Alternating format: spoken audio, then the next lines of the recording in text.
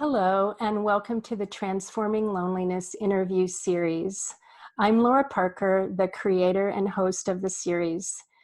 Transforming Loneliness approaches loneliness with fresh and unexpected ways of seeing and responding that cultivate connection, belonging, and love. Today, I'm thrilled to be with Frances Weller. Frances Weller is a psychotherapist, writer, and soul activist. Author of The Wild Edge of Sorrow, Rituals of Renewal, and the Sacred Work of Grief, he has introduced the healing work of ritual to thousands of people. I'm so grateful for Frances's dedication to keeping soul alive in the world. One thing I love about Frances is the way his use of language confounds our conventional thinking and takes us into a very deep, connected, and powerful place inside. Welcome, Frances, and thank you for joining the conversation. It's a very deep pleasure to be with you again, Laura. Thank you. Yeah. So let's just get started then with, what do you think the relationship, that's not the question I want to ask. What do you mean by tending grief? Well, most of what we're taught about grief leads us more towards endurance. How do I get through this? How do I get beyond this time of sorrow? Hoping to find the exit, hoping to get to the other side of it as quickly as possible. Tending grief, what I mean by that is, how do we turn toward the suffering? How do we turn towards the sorrow? Almost more in a way of befriending it, of inviting a lasting relationship with it. And part of what I mean by tending sorrow is a recognition that sorrow is never far from our doorstep. It's always in the atmosphere. It may not be my grief, but it may be the community grief. It may be the cultural grief. It may be the environmental grief that we're so acutely aware of now. There's never a day, in a sense, in which the scent of sorrow isn't in the air somewhere. And if I am attuned to that, that keeps me connected to the larger breadth of the world. And tending grief also is a way of making sure that I am sensitive to the rhythms of the heart and the soul. When I'm caught in that endurance mode, I'm much more in a guarded and protected state from the world, from sorrow. And so my heart, in a sense, closes down. The value of tending grief is that the heart stays fluid, soft, responsive, reflexive, open, not only to my sorrows, but to the sorrows of friends and family, the sorrows of the world. And that's precisely what we need right now, are adult human beings whose hearts are open and capable of registering not only sorrows, but also the beauty of this world. Yeah. So you've said so much there that I could respond to. I was really struck by the word beauty there. But before I go there, I wanted to ask about this endurance mode, and how do you turn away from the endurance mode and turn toward the befriending? How does one do that? That requires a sense of permission. Now, we live in what I call a very heroic culture. We're always supposed to be in control, always able to rise above the sorrows, troubles, pains, suffering that's going on. We're also kind of psychologically focused so much on happiness that when sorrow comes around, it feels like somehow it's a failure. Like somehow I'm not measuring up. I'm not able to perform at that optimal level. And psychology colludes with this, and I think in a very almost punitive way. So we have to have a much more generous atmosphere around our sorrows. So how do we turn toward it? How do we begin to loosen the grip of that endurance? Well, it's very helpful to begin to risk revelation. Begin to talk about your grief to another human being, not just a therapist, but to a friend, to your partner. Uh, there's no one you're ever going to meet walking down the street who's not carrying their own pocket full of losses and grief.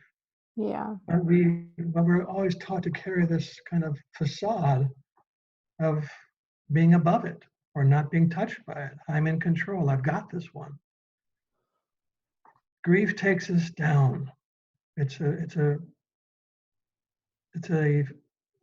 field of emotion that has a gravity to it that takes us to our knees. And in a heroic culture, we're always supposed to be rising. We don't like this movement downward. Mm-hmm. It makes us anxious.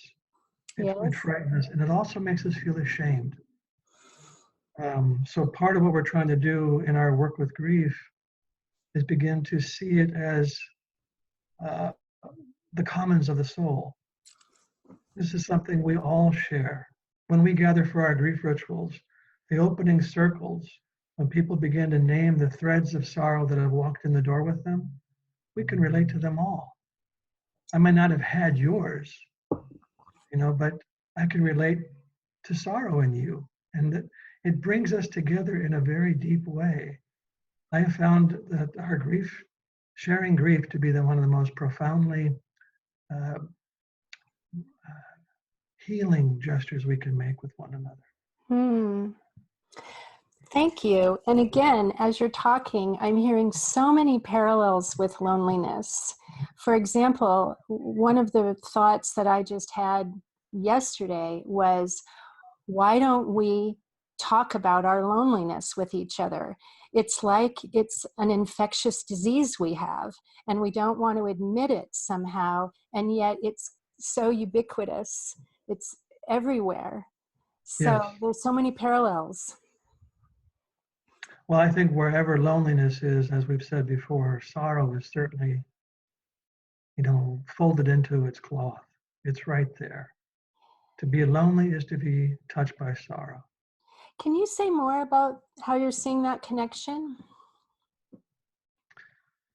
Well, I think the core wound in the culture is around belonging. Mm. It is, we live chronically around this tension between inclusion and exclusion. Am I in or am I out? And if we had a lot of time, I would talk more about uh, kind of what traditional cultures hold as their core value, is a core value around belonging. Mm. And it was the job of the village, of the community, to impress into the body of every child arriving there that they were somebody of worth and of necessity. That they were Mm. needed, that they Yes. were valued, that they belonged. That was the job of the village, to put that into the body of the child. We've inverted that 180 degrees, where it's now up to me to prove to you that I'm somebody worthy of even a provisional sense of belonging. And the belonging now is predicated totally on performance. How did I do? Did I impress you? Did I give you what you wanted? Did I look good enough? Was I, adequate? That's not the true sense of belonging. And what we need for belonging is to be known thoroughly. Mm. There has to be some process by which we are revealed repeatedly, our beauties and our failures, our successes and our defeats, our gifts and our wounds. The whole range of it has to be found to be receptive to a body of people. And when that part of us is not welcomed, those difficult pieces, when we're only supposed to show the shiny face, even if we get a message of welcome, we don't trust it, because so much of us has had to go into hiding. Mm. That's what I call the second gate of grief, the parts of us that have never known love. My neediness, my weakness, my failures, my shame, my inadequacy, whatever those parts of my sensuality, my imagination, whatever it was that was not made welcome in family, education, or culture, those are pushed out. They are marginalized. And our loneliness is deeply connected to the feeling that I cannot show you all of who I am, or I will once again reinforce my experience of being rejected, abandoned, exiled. Mm. So again, all of those things weave together into this coat of lonely sorrow or sorrowful loneliness. They are so woven together. Yes, yes. And what you mentioned about the indigenous culture, what I'm hearing is there's an absence of the village that could Yes, impress upon us this sense of worth and necessity. I was very struck by those two words, feeling that our presence is necessary from yes, birth, not based on what we've proven later in life, but just by the virtue of the fact that we were born. correct, correct. You came here. This is a very old indigenous idea that you came here bearing gifts. And it is up to us to somehow coax them out because we can't be a village without your gift. You are utterly necessary for us to be who we are. We talk about it in terms of getting a career. Now, a career is fine to have, but it may have nothing to do with why you came here. It may have nothing to do with the essential nature of your blessing for the community. Yes. And I can just see how much the world needs our gifts now, more than ever. More than ever. And how do we go about, what are some of your ideas about how we go about recreating that village, finding our way back to that essential function? I think that's one of the core questions of our age, which is how do we begin to uh, reimagine the fabric of belonging. Uh, so what we do in our work is when we gather, even for 3 days, we say, for this time, we are in what we call a sudden village. We may not know each other, but by the time we leave here, you will have felt some quality of kinship because of the territory that we have traveled in. We will go into those shadowed lands together, places where shame and loneliness, grief and sorrow have really been dwelling. And by our mutual engagement, we will begin to recognize our mutual entanglement, that we are all in this together. Mm. And by so doing, we begin to repair the loneliness. We begin to suture the tear in our coat of belonging. We begin to feel that we're part of something larger than our own mind, our own interior space. Psychology is wonderful. I love interiority. I love the magic and beauty and mystery of our own singular lives. But that's just the in-breath. We also need the exhalation. Ah, We need to extend out. It's what I call the twining trail. The soul came here for sovereignty and intimacy. It came here to declare who it is singularly, but it also came here to participate intimately. And that's the tension that a human being lives between my singleness and my belonging, constantly weaving back and forth across that braid, coming in and out of connection and solitude. yeah. And it seems like what you're saying is that our culture's better at the in-breath. Is that what Oh, you're much, saying? much better. Yeah, I think that psychology has become a very introverted practice. Again, nothing wrong with that, but it's only half of the story. If we think about grief work, grief has never been private. In our long story as a species, grief has always been communal. And all of the practices we're learning, meditation, um, self-regulation, they're all very interior practices. I was at a program not too long ago for one of my classes on CEU classes. It was on uh,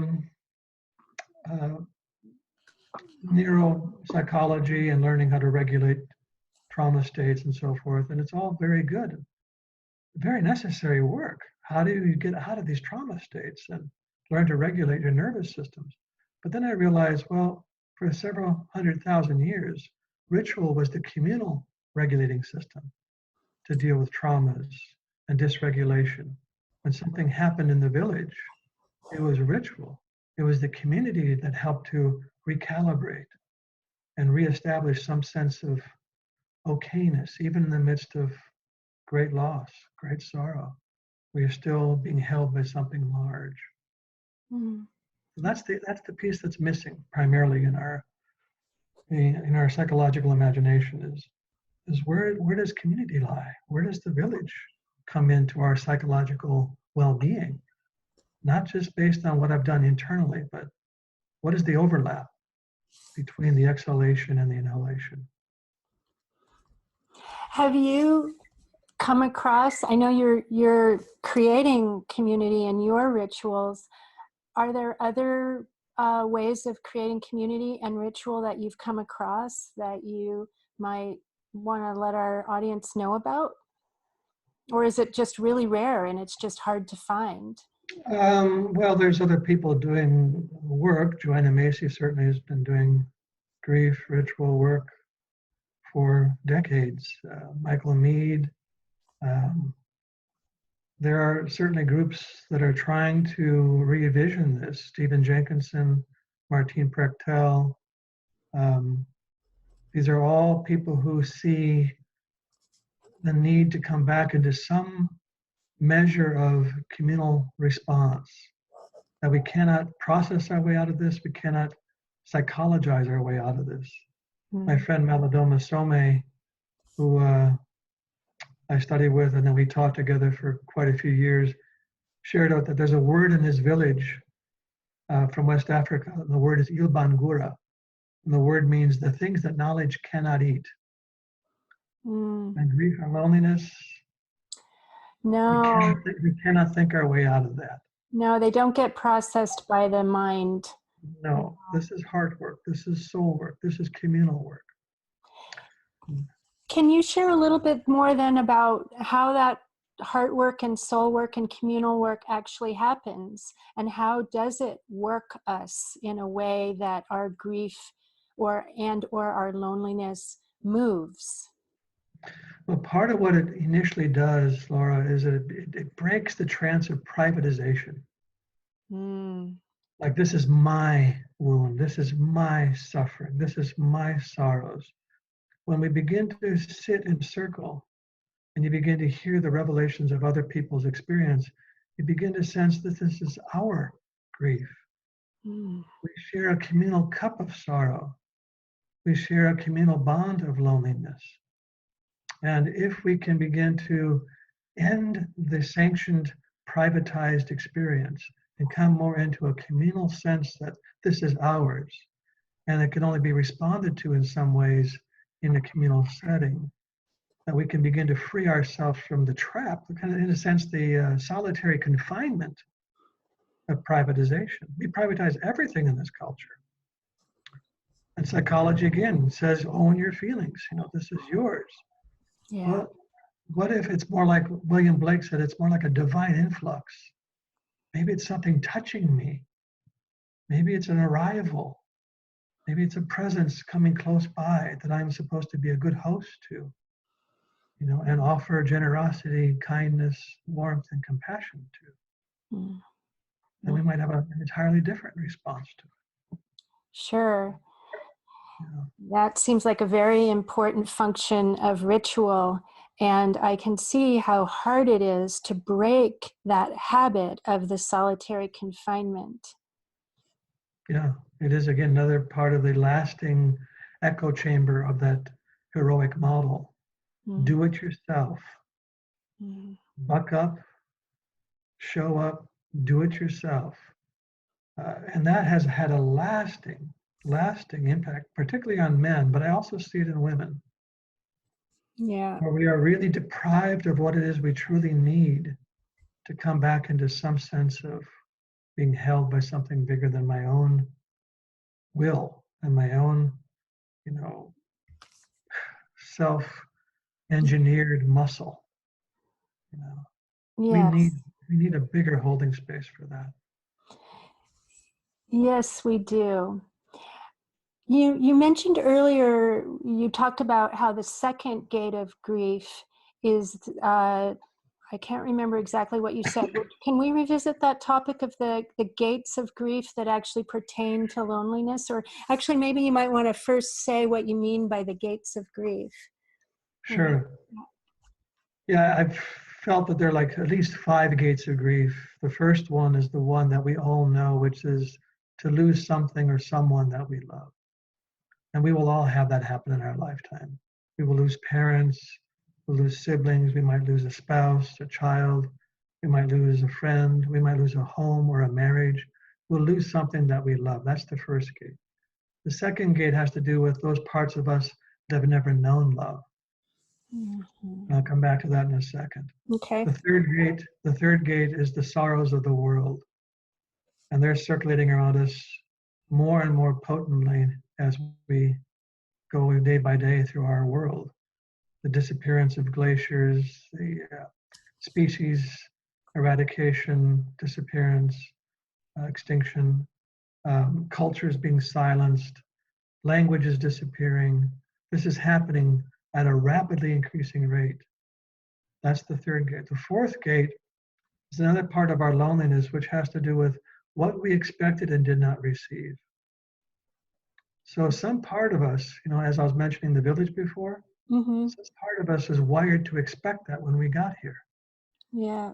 We expected by our own evolutionary story to receive the same welcome, the same intention, the same attention that our deep time ancestors shared with one another. And almost none of that showed up. So in the absence of multiple reflections, like in the morning, we were expecting maybe 40 pairs of eyes looking back at us and saying, "What did you dream last night? Let's go get some firewood. Let's share a meal. Tonight there's going to be a ritual to give gratitude for a good hunt," or whatever. We expected all of that, in communal context, and almost none of that showed up. So I'm sure in your own practice, you've sat with people who lament this feeling of emptiness inside of them. I feel For sure. empty inside. And we privatize that emptiness. What did I do wrong to feel empty? Well, what if the emptiness is an absence, where a fullness we should have encountered this fullness of all of the things that village offers. So that's a huge part of our grief. We don't even know how to name that. It's almost unnameable in our minds because we don't even know that we should have expected that. It can be categorized as just, oh, something's missing. Something's missing, yes. What did I do wrong? I must have missed something, I didn't get the instruction manual, something's wrong with me. No, something is wrong, definitely, but it's a profound cultural failure to give and offer each of us what it is we require to feel sane and to feel like we belong here. That's the anxiety we carry our whole life. We stay caught really in an adolescent posture almost our entire existence. Am I good enough? Do I belong? Am I lovable? Am I enough? Those are all adolescent questions that in a sense we never really resolve. That's a huge part of that. Again, the expectation was also for some kind of initiation, some kind of formal introduction into the land of sacred, land of ancestors, and the land of duty. This is where my necessity comes into play. Why I was needed here is because I have a role to play in the sustaining of culture. The first job is for culture to sustain me, but then it's my job to sustain culture. There's supposed to be this beautiful mutual entanglement between the two, and that's all but fallen apart. Yes, I love that concept of reciprocity, of giving and receiving. And we're such in a culture where we just think we're supposed to take, which I guess Right. is the in-breath, Well, it's also how do you cope with that emptiness? Ah, yes. In the absence of something that what I call primary satisfactions, the things that really satisfy psyche and soul, in the absence of that, there's a profound hunger. And so we are the most consumptive culture the planet has ever seen. And there's a relationship between that emptiness that loneliness, Most that, definitely. that fourth gate, and our ravenous appetite for more. And we can never, ever be satisfied with secondary satisfactions. Right. And Yes. just quickly, the last gate of grief is ancestral grief. What it is, what happened to our deep time ancestors that, first of all, broke off a relationship to land and place and ritual and language and customs and traditions, food, and we lost much of that. And then what happened to when our ancestors got here, this continent, to the indigenous cultures, to the importation of slavery, what happened to the environment, those are all also parts of the grief that we carry. Mm. We carry a lot of grief. We do, and so what you're saying there is the grief of what we've done, the genocides, the Yeah. yeah. And so you mentioned that you wanted to come back to the second gate. Is there more you want to say about that? Yeah, the second gate has to do again with those parts of us that we were taught were unwelcomed in the world. So if I was a particularly sensitive young boy and cried a lot, I may have been told quite vigorously that my tears are not welcome here. So I might have had to do a very good job of kind of cauterizing my sensitivity, my tears, my sadness, and gotten rid of those parts of me. Then I might have had to get rid of my maybe my joy, because those two are very connected. Sadness and joy are very reciprocal. Mm-hmm. I might have had to get rid of my needing others. I might have had to silence my exuberance in a family that really required us to be more like in a flat line, you know, not too high, not too low, just in the middle ground. So every part of us that we had to cut away, we are basically told that these are unworthy parts of us. They are unacceptable. And so we cleave them off. We send them into exile, into the wasteland. Now, every one of these losses is a loss to our wholeness, to our integrity, and is, in a sense, a place where grief should be expressed. But we cannot grieve for what we hold with contempt. This is what walks in the door of therapy every single day. We're dealing with loss primarily, the loss of huge swaths of our being. And why it's so hard to bring these parts back is we were taught to hate them. We were taught to hold them with judgment and contempt. And we cannot heal what we hold with judgment. We cannot grieve, which is the proper response to loss, right? That would be the proper response to losing these parts of us. But we can't grieve for what we're holding with hatred or judgment. So part of therapy and part of the work that happens in grief settings is the reparation between us and these exiled parts of us, what I call the outcast brothers and sisters. How do we slowly begin to become a place of welcome again for these parts of us? Yes, so that brings me to just a final question. You know, how can we begin to be a place of welcome for these? And this dovetails with the question about how can people who don't necessarily have access to a grief ritual, how can they begin to tend grief? And I think these two go together. Yeah, how can we start to be a place of welcome for these outcast brothers and sisters? Yeah, it's a fundamental question, and the core practice is self-compassion. You know, to really, what shame does, what loneliness does, is it tends to close the heart to itself. Mm-hmm. And what we have to do is begin to open the heart back up to our own experiences of loss and suffering. Mm-hmm. So we have to do what I call a Jane Goodall. We have to go out and begin to make amends to those parts of us that we sent away. It may not have been caused by us, but we have certainly maintained the exile over the years. So I have to go sit out there just like Jane had to do. She, you know, the chimps didn't come running up to her on the first day. You know, hey, it's Jane Goodall. You know, they said, who is this one? What does she want? And it took days, weeks, months of patience so they could begin to trust her again. So these parts of us that have gone into exile, they become somewhat feral. So we have to become a good host again, and to go out and sit with these outcasts and say, look, I am so utterly sorry that I blamed you for my not fitting in. That I blamed you for my feelings of not belonging in this world. You had nothing to do with that. You were simply told that you were too much in the environment that we were in. And if there's any way you could begin to come back home, I have warm tea and hot soup and a soft bed for you, just to begin to coax them in. And then in the out breath, we would say to 2 or 3 friends that, you know, I don't imagine you or I or anyone we know have been spared loss. But it's rarely talked about. How about Friday night, we get together and the topic will be loss or loneliness, grief, and sorrow. But let's make some agreements. Let's not try to offer one bit of advice.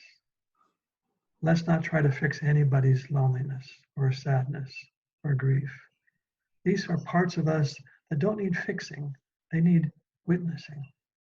They need accompaniment. They need to begin to feel like I'm not standing alone in this place.